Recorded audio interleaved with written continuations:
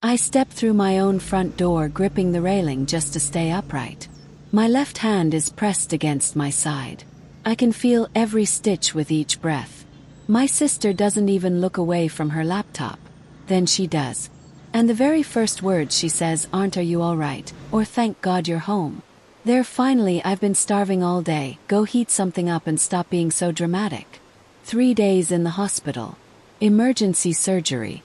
A burst ovarian cyst that the doctor said could have taken my life if I had waited 1 more hour.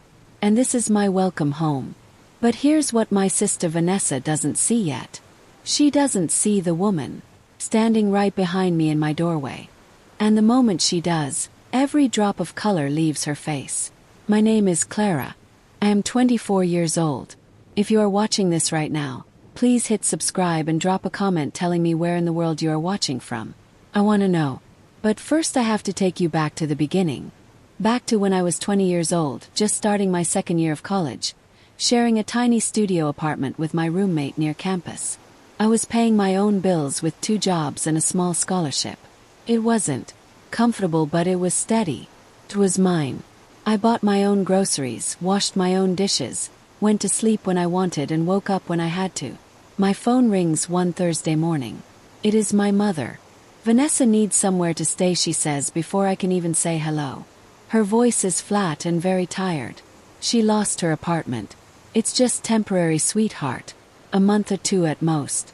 Vanessa is 26. 6 whole years older than me. She had been renting a room across town but stopped paying after she lost her waitressing job for missing too many shifts. Mom calls it bad timing. Keep my opinion to myself. She'll pay her share of everything, my mother promises. I can't take her in right now, baby. Our place is too small. You know that. You've always been the responsible one. I raised you girls by myself, and you know I would never ask if there was any other way. And there it was. The sentence she always saved for when she needed something big. Delivered soft and heavy all at once, like a warm blanket made of bricks. Say yes. Because when your mother, who worked herself to the bone for you, asks something, you don't stop to calculate the risk. You just open the door. Vanessa moves in on a Friday evening with 2 rolling suitcases and a tote bag full of makeup. She drops everything in the center of my studio, looks around and says, "Well, it's not much, but it'll work." First month I covered the full rent. She said she was getting her first paycheck next week. Next week came and went. Second month she hands me $40 and says that's all she has until her next shift. Call my mother. She says be patient, she's getting back on her feet. Third month, nothing. When I bring it up, Vanessa rolls her eyes and says I thought family didn't charge each other rent. The studio that had been mine shrinks around me. Her clothes take over the only closet. Her beauty products line every inch of the bathroom counter. She stays up until 2 in the morning watching videos on full volume while I'm trying to sleep before a 6:30 shift at the campus dining hall. I am in my 3rd year now. My classes are harder, my schedule is tighter, and I come home every single night to dishes soaking in cold water that Vanessa said she would get to eventually. Eventually never comes.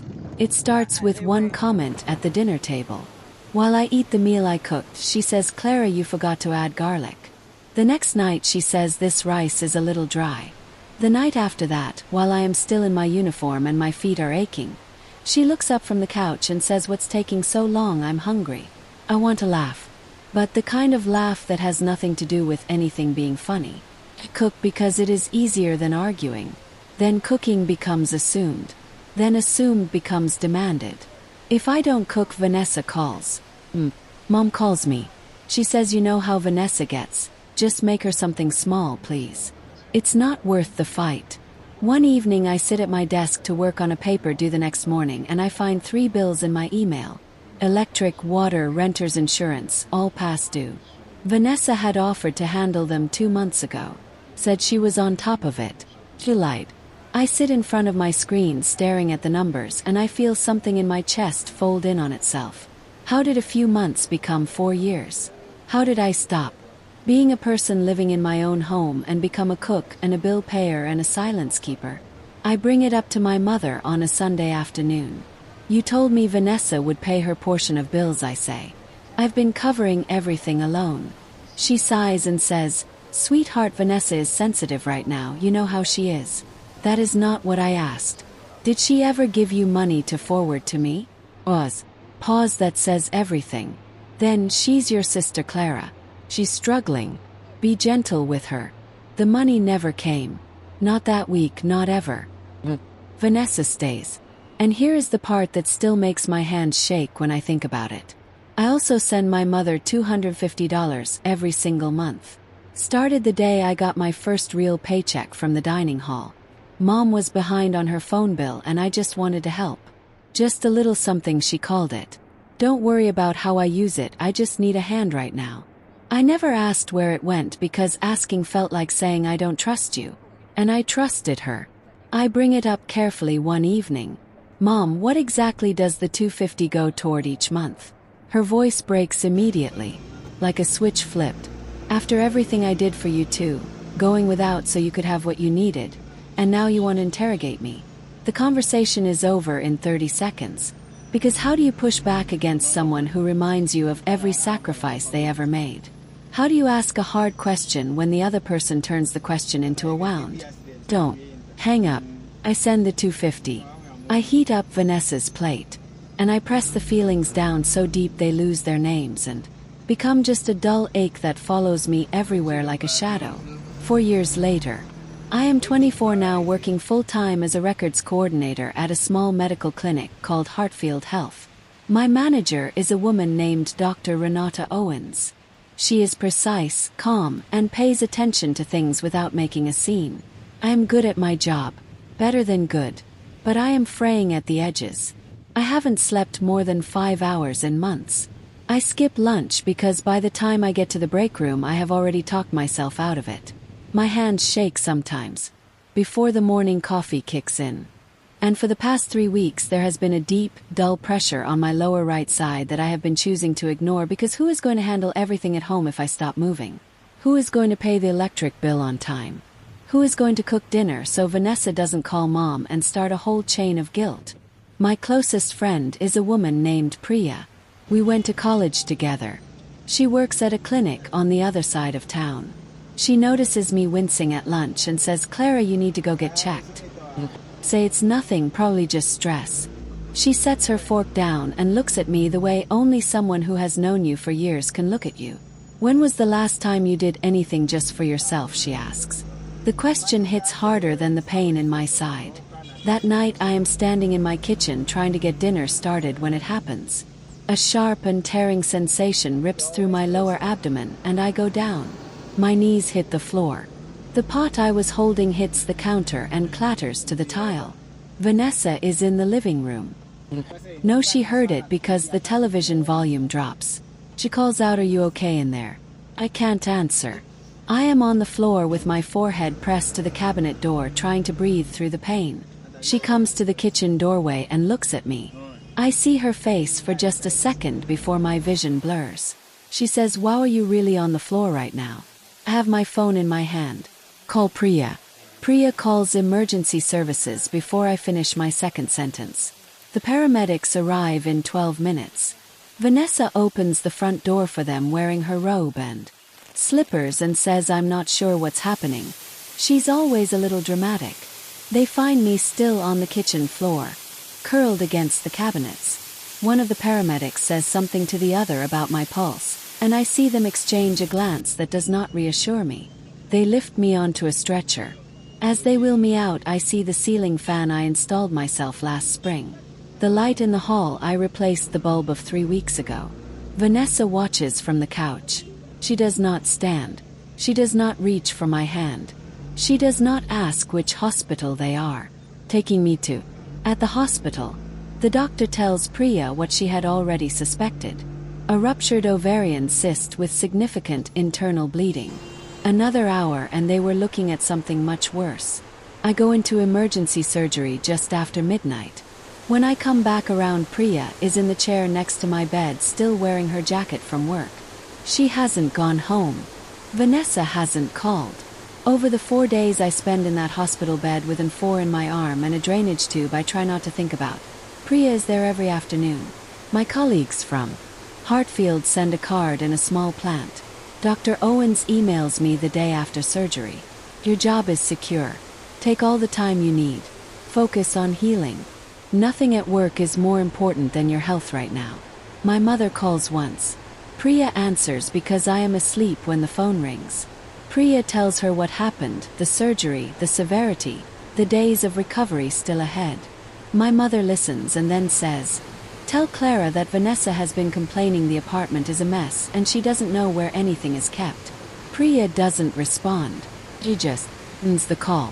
When she tells me later, she says it quietly, just facts, no commentary. But she holds my hand for a long time after. Day 3 of my hospital stay. I am sitting up now, which counts as real progress. Tube is out. My side still pulls when I breathe too deeply. Priya brings my tablet so I can read and respond to a few emails. Not because work is urgent, but because staring at the water-stained ceiling tiles was starting to feel like it was eating me. There is a message from Dr. Owens. Recovery comes first. The intake logs can wait. Team is covering your files. Brief, professional, genuinely kind. Priya sits on the corner of my bed looking out the window. She has been quiet all morning in the specific way she gets when she is deciding whether to say something. Just say it, Priya. He takes a breath. Clara, Vanessa hasn't texted once. Not once.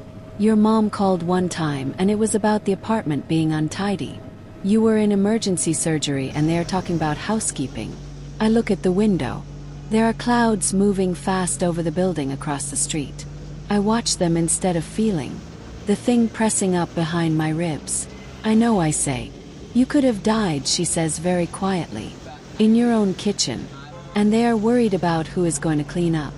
The silence between us is not uncomfortable. It is just very, very honest, like something settling into place after a long time of being crooked. Can you do something for me, I ask. She says anything without hesitating. Go to my apartment. In my bottom desk drawer, there's a file folder with a green tab on it. My lease agreement. Can you bring it here? Priya looks at me. She doesn't ask. She picks up her keys, says I'll be back before dinner, and she is gone. I lie back and look at the ceiling. But this time I am not spiraling. I am thinking clearly. 30 days. That is what the tenant law in my state requires. 30 days written notice for an unauthorized occupant. I count the days quietly in my head, feeling something shift in my chest from dread to direction. Day 4. The discharge nurse goes through my instructions with great care. Nothing heavier than 5 pounds. No standing for long periods. No strenuous anything for 2 full weeks. Return immediately for fever, sharp pain, or anything unusual. She hands me a folder with 3 prescriptions and a follow-up appointment card. Priya was supposed to drive me, but at 9:45 she texts, "Multiple car accident just came in, they need all hands." A minute later, a second message. Dr. Owens said she can take you if you're okay with that. She has a free morning. I stare at the screen. My boss's boss coming to drive me home from the hospital feels like crossing a line. But the alternative is a rideshare I can barely afford. I type back, please thank her and tell her yes. Dr. Owens pulls up in a white sedan at 11. She is in casual clothes, dark jeans and a gray sweater. The most informal I have ever seen her look outside the clinic. She gets out, takes my hospital bag from my hand before I can argue, and opens the passenger door. How are you feeling, she asks as she starts the car. Like someone rearranged my insides and only put most of them back. She almost smiles. That tracks medically. We talk on the drive carefully about small things. A file system update at the clinic. Patient who sent in a thank you card. She asks. Nothing about my family. I offer nothing. The car smells like coffee and something faintly like cedar. When we arrive at my building, she walks with me up the stairs slowly, 1 step at a time, because I need the railing and there are 14 steps and each one pulls at my stitches. She carries my bag. She waits while I find my key. I unlock the door and push it open. The smell is the first thing. Stale air and old food and something faintly sour I cannot immediately identify. 4 days closed up with no one cleaning anything. And there is Vanessa, stretched across the couch with a blanket pulled to her chin and 3 different snack wrappers on the coffee table in front of her. A cup with something dried at the bottom. Her laptop propped on a pillow. She hears the door and turns her head. Sees me bent forward, one hand pressed to my side. Still in the soft clothes Priya brought to the hospital because my own were too fitted to wear over the bandage. Vanessa's face does the thing it always does when I've been gone. It arranges itself into mild inconvenience. Finally, she says, "I've been starving all day, go heat something." But stop being so dramatic. I stand in the doorway. I do not cry. I do not react.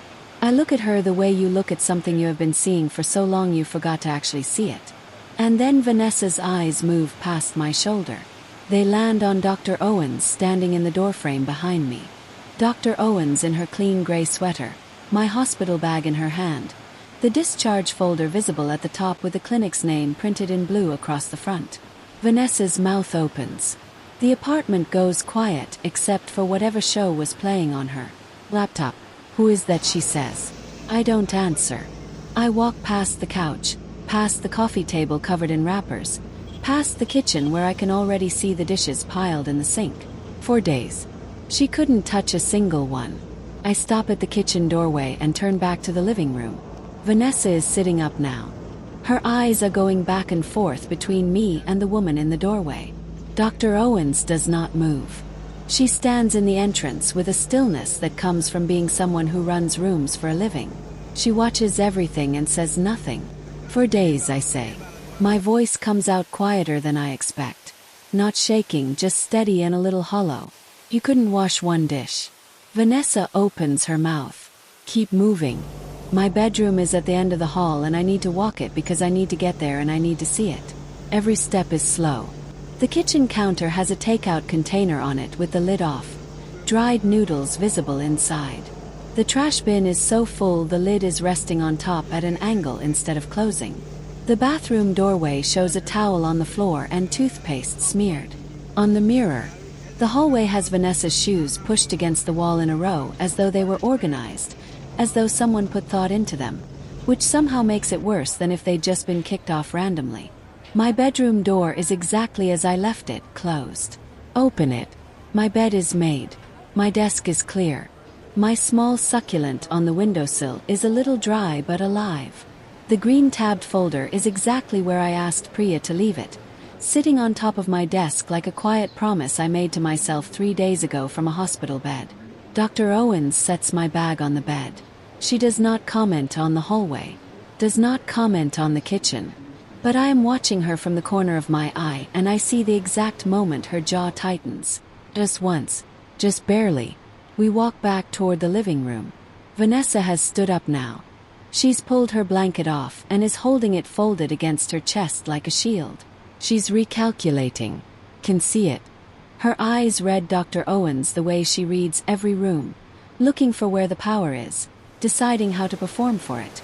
"Hey," she says, switching to the warmer version of her voice, the one she uses for landlords and first dates.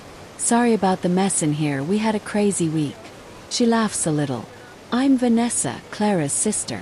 She extends her hand. Dr. Owens looks at it, then gives the kind of nod that acknowledges someone without agreeing to anything about them. Vanessa's hand drops. I sit down at the kitchen table. I open the bottom drawer and take out the lease.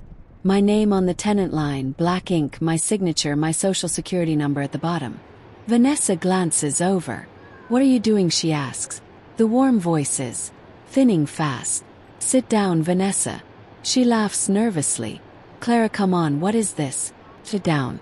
She sits slowly, pulling a chair out the way someone does when they sense the floor has changed beneath them but can't yet see how. Dr. Owens stays near the doorway, arms loose, watching without interfering. I put my finger on the line that matters. "Tenant name. Name. Ring. This apartment," I say, "has my name on it. My signature. Renewed every year by me for 4 years. You are not on it. You have never been on it." Vanessa shifts in the chair. "Mom said it was fine for me to stay. Mom doesn't own this apartment. She doesn't rent it. She doesn't pay a single dollar toward it." "Do." Her mouth opens. I don't let her finish. You have not paid rent. Not 1 month. Not a partial payment. Not ever. You haven't paid utilities. You haven't paid internet. You haven't bought groceries in over 8 months. I have the bank statements that document all of it. Her eyes jump to Dr. Owens and back to me. Her knee starts bouncing under the table. So what she says, voice climbing. You're throwing out your own sister. It's who you are. I fold my hands on top of the lease. My stitches pull with the movement. I breathe through it. I'm giving you 30 days notice. That is the legal requirement in this state for a month-to-month occupant. I'm giving you the full 30 days. That's not a negotiation. It is a courtesy. Vanessa pushes back from the table so hard the chair scrapes across the floor like a shout. She stands up with her hands at her sides, chest rising fast. Fine, she says. Fine. I'm calling Mom. She pulls out her phone and dials and puts it on speaker, either because she needs backup or because she thinks Mom's voice in this room will do what her voice alone cannot. It rings twice. Mom picks up. Vanessa, baby, what's wrong? She hears my voice. Stella, what is happening over there? Vanessa says, tell her what you're doing. Go ahead and tell her. I lean slightly forward. I come home from 4 days in the hospital after emergency surgery, and the first thing Vanessa says to me is to stop being dramatic and go heat something up. Pause. Just half a second. Clara, your sister said it was a minor procedure you were being dramatic about. It was a burst ovarian cyst with internal bleeding. The surgeon told me another hour and it would have been life-threatening. No one came to the hospital. Not Vanessa. Not you. Not once. The speaker makes a faint crackling sound. Vanessa is staring at the phone between us like she is waiting for it to rescue her. Continue. You didn't visit. Vanessa didn't call. And the first thing said to me when I came through my own door was stop being dramatic and heat something up. The silence that comes through the speaker is different from silence in a room. Has a texture to it. Heavy and slightly airless. Then my mother says you're exaggerating. Vanessa said it was just a cyst. Those things aren't that serious. I look up. Dr. Owens is still near the doorway. She meets my eyes. She doesn't nod or signal. She just holds steady. I look back at the phone. Mom, she told you it was minor. It was not minor. My surgeon used the word life-threatening. I was on and for 4 days with a drainage tube in my side. The pause on Mom's end is longer this time. I hear something shift, a chair maybe, or her weight. Redistributing. Vanessa, she says slowly, you told me it wasn't serious. Vanessa's jaw tightens. She says nothing. And there it is. The first crack. A thin line of light through something that has been solid for years. Mom built her response on Vanessa's version of what happened. And Vanessa's version just broke open in front of everyone. Mom's voice comes back through the speaker, quieter now. What exactly did the doctor say? Tell her. Exactly what the surgeon told me, word for word, as calmly as I can manage. Vanessa stares at the wall. Mom goes silent. Again. And then through the phone comes a sound I have never heard from my mother before. A slow, careful exhale, like someone releasing something they have been holding for a very long time. Mom, I say, I've been needing to talk to you about all of it. Not just tonight. All of it. For 4 years. If you have ever had your own experience dismissed by the person whose job it was to believe you most, you know exactly how the next part of this story feels. Hit subscribe right now and leave a comment below. Have you ever been the one everyone leaned on while nobody thought to check on you? Tell me, because what I say next has been locked inside me for 4 years and tonight it is finally coming out. Keep my voice low and very level. Not because I am calm, but because I have spent 4 years learning to hold myself still in situations that deserve to scream. Let me tell you what has actually been happening, Mom. Vanessa shifts in her seat. Dr. Owens doesn't move. In 4 years, I say, I have paid every month of rent on this apartment. $1,050 a month. That's $50,400. Vanessa's contribution, 0. The speaker is completely still. You told me Vanessa was going to pay her share. She told me she never agreed to that. One of you lied. Maybe both of you.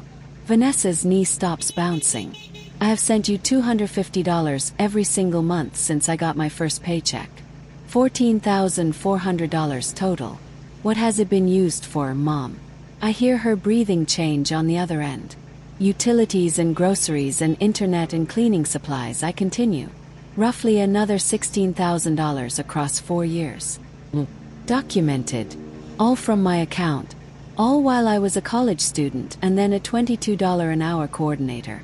Add it all together and you get over $80,000 paid by me alone. For an apartment where I cooked for someone else, cleaned up after someone else, and came home from the hospital to be told to stop being dramatic. The phone crackles. Starts. Clara family doesn't keep score like that. I look at her name on the screen. You're right, Mom. I say it quietly. A family doesn't do this to each other at all. The words go through the speaker. And through the apartment like something physical. I see Vanessa flinch. And for a long moment my mother has no reply ready. Mom's voice comes back sharp and sudden. Who is there with you? Who is listening to all of this? Vanessa mutters, her boss drove her home. What boss? Stella, who is in that room. I don't answer. Dr. Owens steps forward. 1 step. Enough to be clearly picked up by the phone's microphone. She speaks without drama, just plainly and clearly. My name is Dr. Renata Owens. I'm Clara's manager at Hartfield Health. I brought her home from the hospital this morning because no one from her family came. I've been here about 15 minutes. What I've seen and heard is very concerning. The silence on Mom's end is absolute. Not the silence of someone thinking. The silence of someone caught. Mom's voice drops. This is a private family matter. I understand that completely, Dr. Owens says. And then she says nothing else. Just lets it stand there. Vanessa gets to her feet. She's pacing now, pointing at me. She says, fine, you want to do this, fine. But if you actually go through with kicking me out, I will make your life impossible. I will tell everyone what you've done. I will call the landlord. I will call Mom's whole side of the family. Every single person. The words hang in the air between us. Specific. Deliberate. Spoken in front of a witness. That sounds like a threat, I say. Delivered in front of someone who heard every word of it. Vanessa's eyes go to Dr. Owens. Dr. Owens has her phone out. She is not pointing it anywhere. She is simply looking at it calmly, the way a person looks at something they are deciding whether to use. What are you doing? Vanessa says. Being careful, Dr. Owens says without looking up.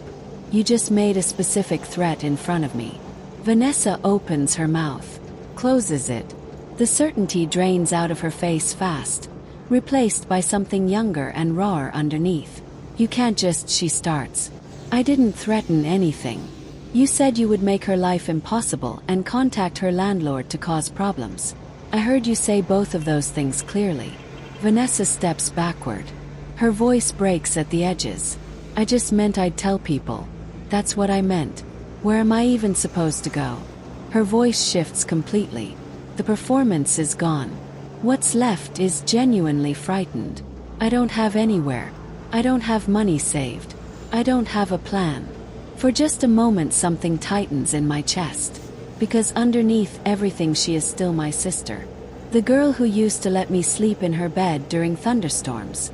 The one who told me on my first day of high school that I looked great even when I clearly didn't. But the woman standing in my apartment right now has not been that person in a very long time. That is not mine to solve anymore, Vanessa. She stares at the floor. At Dr. Owens. At the lease still spread flat on the kitchen table. She sits back down on the couch and goes very quiet. The lock turns 18 minutes later. Priya steps through the door still in her work scrubs. She scans the room in 2 seconds. Vanessa on the couch, face blotchy. Dr. Owens near the doorway. Me at the kitchen table with papers spread out and one hand resting on my side. What did I miss, she says. I give her the short version. The demand. Call. The lie about the surgery. The threat. Priya nods slowly, like she has been waiting 4 years for this exact briefing. She sets a folder on the table next to the lease. Brought your discharge paperwork, she says. And I printed out the tenant protection summary for our state while I was at the hospital. just in case you needed it. I almost laugh.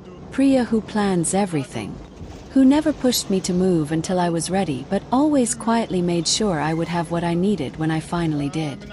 Vanessa looks at her from the couch. You're in on this too, she says. Priya doesn't flinch. I'm not against you, Vanessa. I'm for Clara. Vanessa has nothing to say to that. Dr. Owens catches my eye and tilts her head slightly toward the door. Quiet question. Do you still need me here? You can go if you need to, I tell her. Thank you for everything. For the ride and for staying. Do not call if anything gets worse. She means it exactly the way she said it. Then she walks out and closes the door behind her with no drama at all. Two of us now. Me and Priya at the kitchen table. Vanessa on the couch. And my mother 40 minutes away, moving toward us. She arrives in 41 minutes. I know because I watched the clock above the stove the entire time. Her knock is hard and quick. No pause between hits. Priya opens the door. Mom steps in wearing a coat thrown over her nightgown and house shoes on her feet. She drove here in house shoes. Her eyes move fast across the room. Priya in her scrubs. Me at the table. The lease and bank statements laid out flat. The stack of utility bills. Then she looks at the apartment itself. The dishes. The wrappers. The general weight of 4 days of nothing being done. My daughter, she says, and her voice is already building the performance, is being influenced against her own family by people who don't understand us.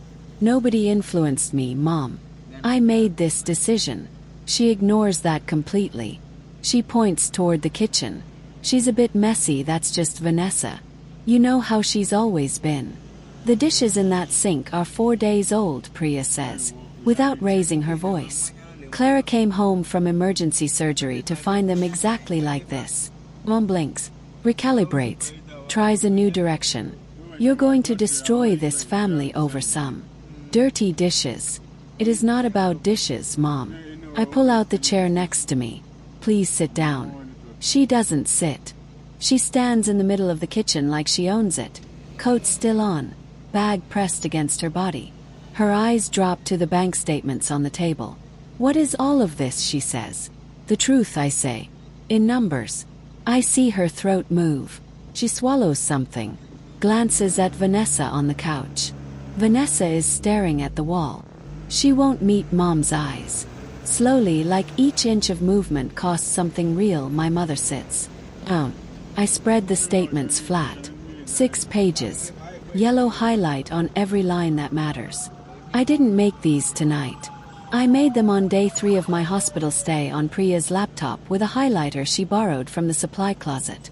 I had a lot of hours and a lot of ceiling to stare at, and I wanted to finally see the number in one place.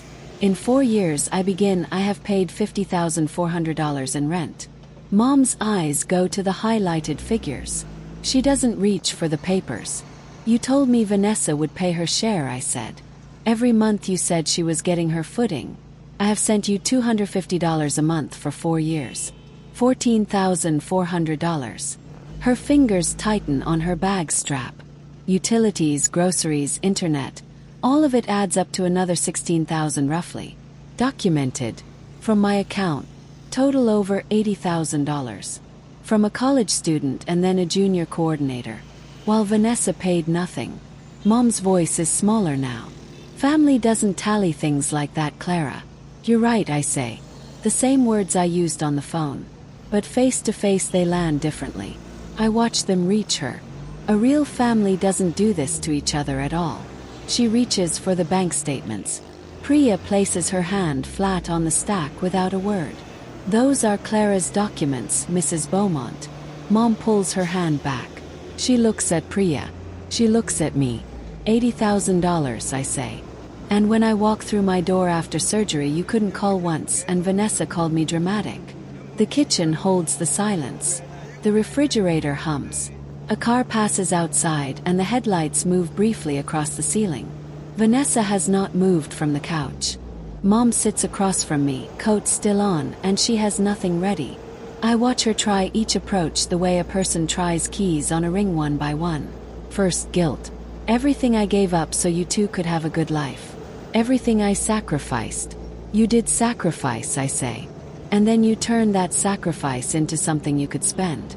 Her mouth opens and closes. Next deflection. If it was really this bad, why didn't you say something sooner? I did. Every time I brought anything up you cried and the conversation ended. You taught me that your tears mean stop talking. Her eyes go glassy. She blinks hard. She knows in this room that move will not work. She is the first person to know it won't work. Third, loyalty. Sisters look out for each other. That's what you do. Tell me one thing Vanessa has done for me in 4 years. One thing. She looks at Vanessa. Vanessa looks at the floor. Mom looks back at me. Nothing comes. The ring of keys runs out. She turns to where Dr. Owens was standing. But Dr. Owens is gone. She looks at Priya instead. You see how she speaks to her own mother. You see this. Priya doesn't flinch. I see a woman who almost died asking to be treated with basic respect in her own home. That's what I see. Mom's lips press together. Her hands fold in her lap and unfold and fold again. As she starts, he stops, follows. I didn't think it had gotten this bad. It's not an apology. It barely qualifies as an admission. But it's the most honest thing she's said in this apartment since she walked through the door. The kitchen feels slightly less suffocating, like a window cracked open just a liver. I don't press for more. I don't need a full surrender tonight. I need her to hear me. Here's what happens next. I stand slowly. The stitches pull. Priya's hand comes to my elbow, steady, not directing me. Just there. Vanessa has 30 days to move out. That is the legal minimum, and I am giving her every single one of them. Not one day less, not one day more. Vanessa looks up from the couch. Her eyes are red. She's listening. The $250 a month I have been sending you, I say, turning to Mom. That stops. Tonight. I am canceling that transfer before I go to sleep. She doesn't cry. She flinches slightly, and that is all. If either of you contacts me to guilt me, to pressure me, to send other relatives to change my mind, I will go no contact. I say the words clearly. Not as a punishment. As a boundary. The phrase settles over the room like something heavy being set down gently. Vanessa, I say. She looks at me. You are 28 years old. You have had 4 years of free rent, free food, free utilities, and someone cooking for you every night. I need you to find your next chapter on your own. But where do I go, she says. Her voice is very small. Mom's house. Friend's couch. A room you pay for yourself. That part is not mine to figure out for you. She looks at Mom. Mom looks at her hands. Clara, Mom says. And for the first time in my life her voice is just my name. Not a weight. Not a tool. Just 2 syllables. Can I call you sometimes? When you are ready to speak to me the way someone speaks to a person they respect, yes. But not to guilt me. Not to ask for money. Not to argue on Vanessa's behalf. Those conversations are finished. She nods once. Small and real and without performance. Then she stands, buttons her coat, and walks to the door. Vanessa follows with nothing in her hands. She will come back for her things, but not tonight. Mom pauses at the threshold. He turns back. I just hope you don't regret this, she says. But her voice is shaking, and it sounds less like a warning and more like someone trying to hold on to something they can already feel slipping away. A door closes. The lock clicks. The apartment is mine. $80,000. 4 years of cooking and cleaning and paying every single bill. And the first thing my sister says when I come home from surgery is stop being dramatic and heat something up. If that doesn't make something in your chest catch fire, I do not know what will. Drop a comment right now. What would you have said to Vanessa in that moment? Tell me, I genuinely want to know. And if you haven't subscribed yet, please do it right now. Because what happens over the next 30 days gets harder. Before it gets easier. Priya heats up the only food in my kitchen she can find. A can of soup from a cabinet Vanessa never touched because it didn't have anything sweet in it. She pours it into 2 mugs because the clean bowls are all in my room. We sit on the couch. My couch. The cushion still smells faintly like Vanessa's perfume. Tomorrow I will wash everything. Tonight I do not have the energy to care. How are you holding up, she asks. She means the stitches and the everything else simultaneously. Like I have been dragging something heavy for so long I forgot it was attached to me, I say, and someone just cut the rope. She squeezes my hand. Doesn't add anything. Doesn't need to. After we finish the soup, she changes my bandage. Her hands are precise and careful from years of doing exactly this for strangers. When she smooths the adhesive down, I wince, and she pauses and says sorry. It's fine, I tell her. Just a little tender. She stays the night. Sleeping on the air mattress she sets up in my room because the couch is not somewhere either of us wants to be right now. Before she turns the light off, she says, Clara, you did the right thing. No, she says. I really mean it. I've wanted to say something for a long time, but it had to come from you. Why didn't you push me, I ask. She thinks about it for a moment. Because if I had pushed, you would have felt like one more person deciding things about your life. And I never wanted to be that for you. I lie in the dark and turn that over. She's right. If Priya had pushed me into this 2 years ago, I would have done it resentfully and crawled back. Within a month. Had to be mine. I close my eyes and listen to the apartment. There is no television blaring through the wall. No footsteps crossing the kitchen at midnight. No sound of someone else's life running through my living room like a river that forgot this wasn't its home. Just the radiator ticking. The distant sound of rain starting against the window. My own breathing. I have not heard this apartment this quiet in 4 years. Sounds like something beginning. Day 3 after the confrontation. The messages start arriving with the reliability of a schedule. Aunt Marguerite, 7:58 in the morning. Clara honey, I heard what happened. Vanessa is family. You know that. Cousin Denise, 9:40 a.m. blood is thicker than water. I hope you think hard about this before you do something you can't undo. Uncle Gerald, 2:15 in the afternoon. Your mother is a wreck. This is breaking her heart. Oh her. I read every message. I do not respond immediately. I sit at my kitchen table, which I spent yesterday morning scrubbing clean for the first time in months, and I think about what my mother told them, and what actually happened. When Aunt Marguerite calls that evening, I pick up. Clara, please think about what you're doing. She is your sister. She has nowhere to go. Aunt Marguerite, how long is long enough? She pauses. You just need to be patient, she says. Did Mom tell you I was in the hospital? Beep. She said you had a minor procedure and were making it bigger than it was. Close my eyes. I had emergency surgery for a ruptured ovarian cyst with internal bleeding. I was hospitalized for 4 days. Nobody came. Not Vanessa. Not Mom. And the first thing Vanessa said when I walked through my door in pain was to stop being dramatic and go heat food up. A long silence. She didn't tell us any of that, Aunt Marguerite says. Her voice is different now. Softer. More careful. She told us you were overreacting about something small. She told you the version that made me the problem. Say, please ask her for the full story before you call me again. Aunt Marguerite is quiet for a moment and then says I will. And to her credit, she calls back 2 hours later. Clara, I am so sorry. Had no idea. She told all of us it wasn't serious. I know, I say.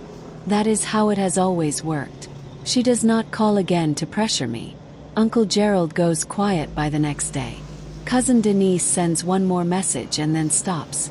The story is unraveling one conversation at a time. 10. Vanessa texts before she comes. That is new. Coming to get my stuff around noon, she says. Text back. Priya will be here. She doesn't argue. She arrives at 12:20 in a car I don't recognize. Someone's borrowed vehicle. She looks different than she did 10 days ago. Not better exactly. More contained. Like something internal that was always puffed up has let some air out. She is wearing a plain sweatshirt and has her hair back and looks more like the version of herself I used to know a long time ago than the person she became in this apartment. Priya sits at the kitchen table with a book. Present but not confrontational. I stand in the hallway doorway with my arms folded. Vanessa packs for about 25 minutes. Clothes into bags. Toiletries into a box. Her vanity. Mirror wrapped in a sweater. Her corner of the studio going bare and returning slowly to being a room with walls. When she is done, she stands in the middle of the living room with 2 bags at her feet and looks at me. Clara. Her voice is rougher than usual. I know I didn't handle any of this right. She looks at the floor. You have to understand, I thought things would stay the same. I didn't think you would actually. You didn't think I would actually stand up for myself. She doesn't deny it. She just nods once. Barely. I love you, Vanessa. I mean it more than she probably believes right now. But I can't keep giving everything I have to keep you comfortable. Not anymore. She picks up her bags. She walks to the door. She puts her hand on the frame and stands there for a moment with her back to me. And I think she's going to say something, maybe something real, maybe something cruel, but she just takes a breath and leaves. The door closes. Priya turns a page. How are you doing, she asks. Getting somewhere, I say. Day 25. My phone rings at 6:40 in the evening. I let it ring 3 times. Then I pick up. Clara. Her voice is different. No edge underneath it, no warmth that is really strategy. Just tired. Mom. She is quiet for a moment. Vanessa has been staying with me, she says. Since that night. No. It's been hard having her here, she says slowly. Like each word is being considered before she releases it. It's a lot. I don't say anything. I let the space hold it. I didn't understand, she says. Not fully. How much you were doing. The cooking. The bills. All of it. He stops. Breathe. I thought you were managing, she says. You always seemed like you were managing. I'm strong, Mom. That's why I survived. But it shouldn't have been something to survive. A long silence. In the background I can hear her kitchen. Water running maybe. Vanessa's voice somewhere in the house, muffled. The $250 I was sending you every month, I say. What was it actually going toward? The silence this time is careful. Then very quietly. My rent. I was behind almost every month. I used what you sent to keep current. And there it is. No family fund. No shared expenses. My mother, too proud to say she was struggling, making her daughter into a silent and invisible solution to a problem she never admitted existed. Sorry, she says. The words sound unfamiliar in her voice. Like she is saying them in a language she studied but doesn't speak fluently. I'm not doing this to punish you, Mom. I'm doing it to protect myself. No. Oz. Can I still call you? When you're ready to talk to me like someone who sees me as a full person. Not to guilt me. Not to ask for money. Not to speak for Vanessa or against me. And yes, okay, she says. Just okay. We hang up. I sit with the phone face down on my thigh for a long time, staring at nothing in particular. It is not forgiveness. Not yet. But the door between us is not sealed shut. It is just closed, and both of us now know where the handle is. Day 30. Vanessa's last things are gone. The apartment has been returned to itself. The walls have 2 small screw holes where she had a shelf. There is a faint rectangle on the floor near the window where her rug used to be. Evidence of a long occupation. Nothing more. Priya comes over with a small toolkit and a bag of sparkling water and a face that says she has been looking forward to this day for a while. We fill the holes. We mop the floors twice. We scrub the bathroom until it smells like something clean and neutral. Not a battlefield. Not anyone else's perfume. Just clean. I rearrange the main room. My desk goes under the window now where the light falls on it in the afternoon. A second-hand lamp I bought at the weekend market down the block. A plant Priya picked out and named Doris because she said it looked like a Doris. I set up automatic payments for rent and utilities. Something I never did before because manual control of every bill felt like the only grip I had on anything. Now I let it run itself. The $250 I was sending Mom stays in my account. It is the first month in 4 years that I have a number in my account that is actually mine. I do not celebrate it. I just look at it. The way you look at a window after a long time of looking at a wall. That evening I cook for myself. Pasta with lemon and olive oil and a little cheese. Simple and exactly what I want. I eat at my kitchen table alone on a clean plate in a clean apartment that smells like dish soap and the candle Priya gave me. The quiet is not the silence of a space that has been emptied of something. It is the silence of ownership. My phone buzzes. Priya. How's the first night of actually living in your own apartment? I look around. I type back. First time in 4 years it feels like mine. I go back to work on a Monday. 2 weeks of medical leave every hour of it documented. All follow-up appointments attended. All prescriptions finished. No one at Hartfield Health knows the specifics of what happened at home. Dr. Owens has not mentioned it to anyone. When we pass in the hallway, she gives me the same professional nod she gives everyone. No special glances. No loaded pauses. I am more grateful for that than I could ever explain to her in words. In my first week back, I catch up every backlogged file, update the intake database, and draft a new patient record tracking proposal that Dr. Owens had mentioned wanting back in the spring. I sleep 7 hours a night now. I eat breakfast sitting down. My hands have stopped shaking. At the end of my second week back, Dr. Owens stops by my desk. My office, she says. 3 o'clock. Bring whatever portfolio materials you have. At 3, I sit across from her desk with my folder in my lap, expecting a formal performance check-in. She slides a single sheet of paper across the desk toward me. Your current contract ends in 5 weeks, she says. No. The paper is an offer. Full-time records and operations coordinator. Benefits, salary, health. Coverage, paid leave. This is not a sympathy offer, she says before I can speak. I flagged you for this position in your 3rd month. Your output has been above every peer in this cohort since you started. The leave did not change that assessment. I read the offer. The salary is modest, but it is real money. Enough to live on and actually have something left. Thank you, I say. I mean the job and also the ride home and also the 15 minutes she stood in my kitchen without saying a word while everything came apart. And also the steadiness of her presence on a night when I needed someone who simply had no reason to leave. Nod. Thank you for the consistent work, she says. And that is that. That night I call Mom. Short call. I received a full-time offer today. Congratulations, Clara. 2 words. No pivot. No story attached to them. Just 2 words said plainly. After everything, plain feels enormous. 2 months after the night everything changed, I get a text from Vanessa.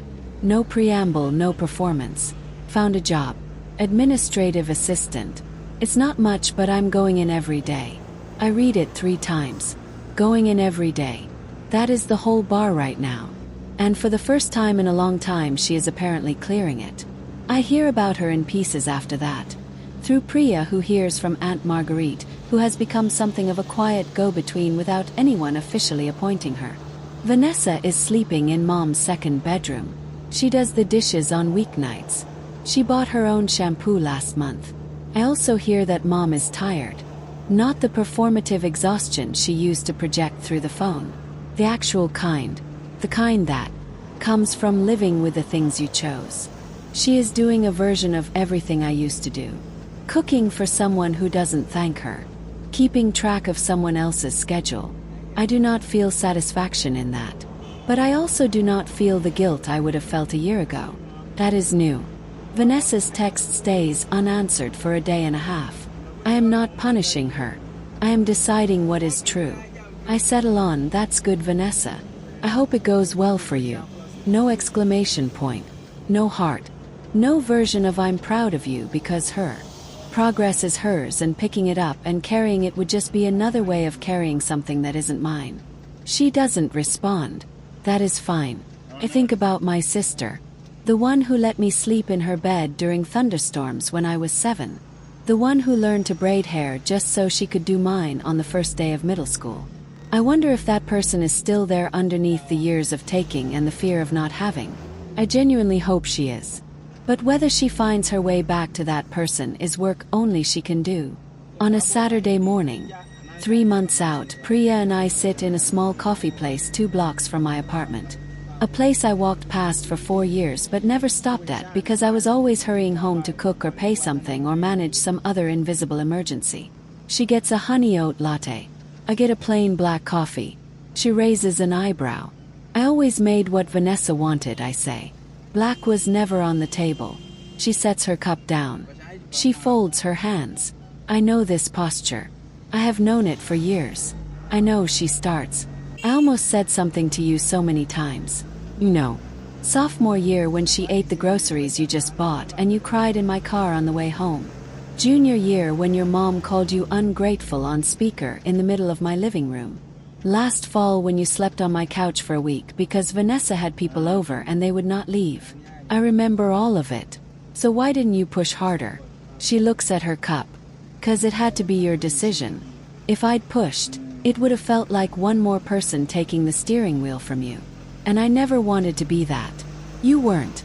What was I then? I think about the green tabbed folder on my desk, the soup in 2 mugs, the air mattress in my room, the discharge papers she brought to the hospital without being asked to bring anything else. You were the person who kept the door open, I say, while I was working up the courage to walk through it. Her eyes go bright.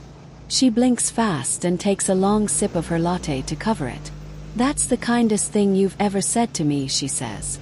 Don't go getting used to it, I say. We both laugh. And the laughter doesn't feel like pause in something hard. Just feels like what it is.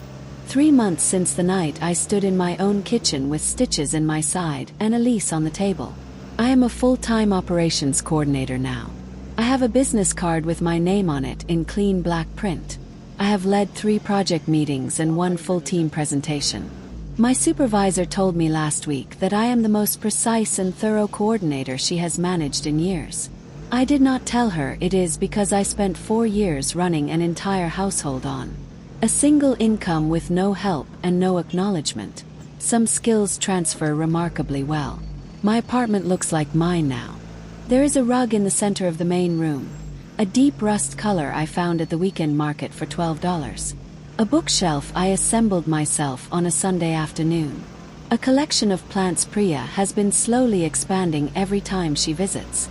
The kitchen counter has a wooden bowl of fruit and a small blue candle that smells like rain on pavement. Cook when I want to. Sometimes that is a full meal with music playing. Sometimes it is crackers and cheese at 10 at night. The point is that it is mine to decide. Nobody calls to complain. Nobody knocks on the wall. Nobody treats my presence as a resource to be used. Mom and I speak every 2 weeks or so. The calls are short, 10 or 12 minutes. She tells me about her garden. I tell her about work. We do not talk about the $80,000. We do not talk about the 4 years. There is a line between us now that neither of us has crossed yet. It is not warmth exactly, but it is honest. And honest is something this family has not traded in before. My scar has lightened. A thin pale line low on my right side.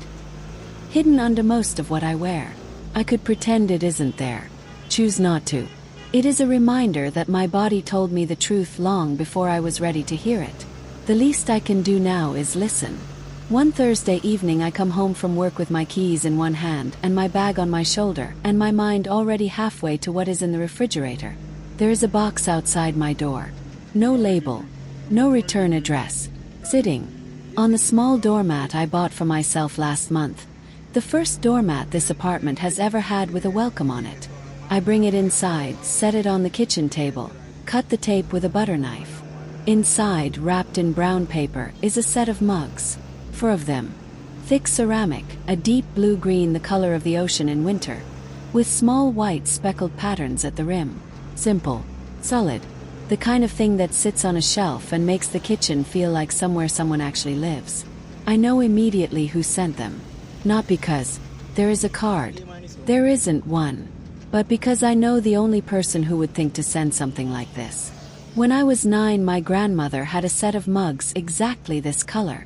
We used them every Sunday morning when Vanessa and I would sleep over. Hot chocolate in winter, tea in spring.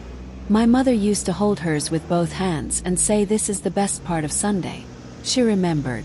Out of everything that happened between us, out of all the silence and the money and the years of not saying the right things, she remembered the mugs from Sunday mornings when I was 9.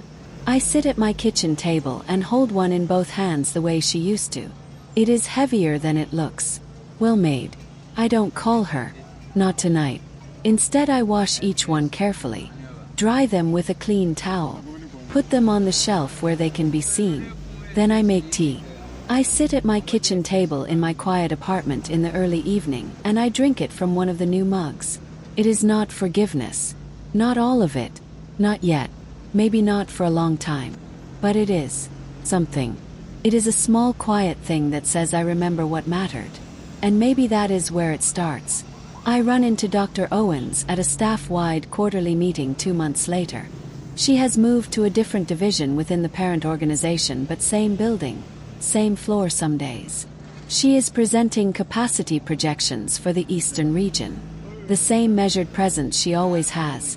The same economy of movement that makes you pay attention.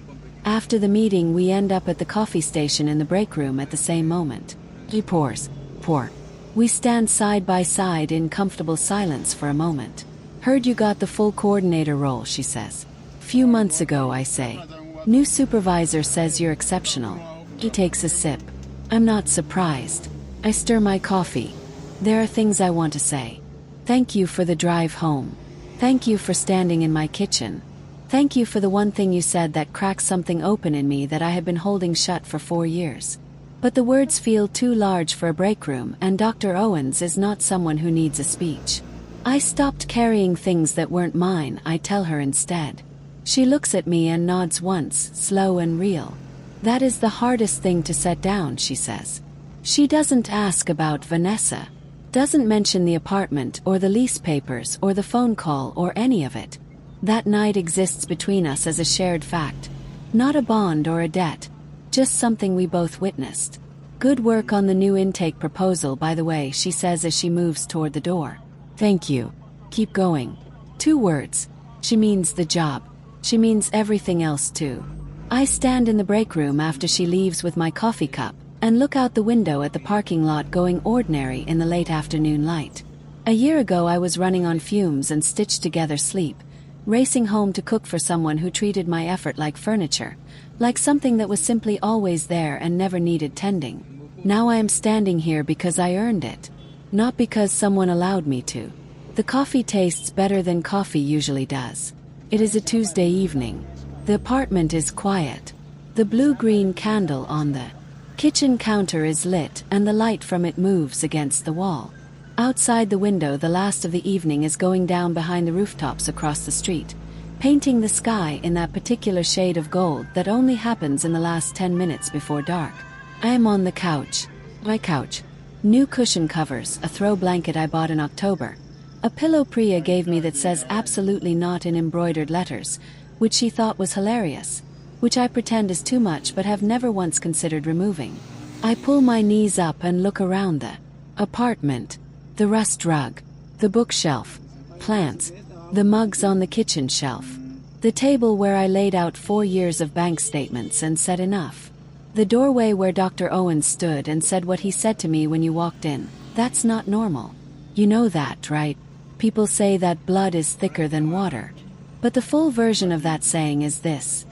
The blood of the covenant is thicker than the water of the womb. The bonds you choose can hold more than the ones you were born into. I didn't lose my family that night. I lost the version of it that was slowly taking everything from me. And I found something I had not had in a very long time. The right to exist in my own space without owing anyone anything for it. If you are standing somewhere close to where I was, stitches pulling, someone demanding dinner, wondering how it got this far, I want you to hear this. You are allowed to sit down. You are allowed to say no.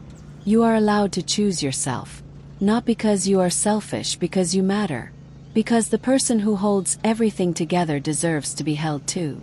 The candle flickers. The apartment is still. And for the first time in a very long time, I am not waiting for a knock. I am just home. That is my story. If you stayed all the way through it, you already know why I had to tell it. Now I have one question for you. If you could go back and set one boundary you were too afraid to set, what would it be?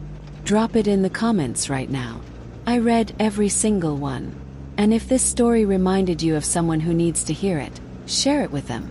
Sometimes one story is all it takes. Check the description for more stories like this one. If you haven't subscribed yet, what are you waiting for? This is Auntie's Stories, and I'll see you in the next one.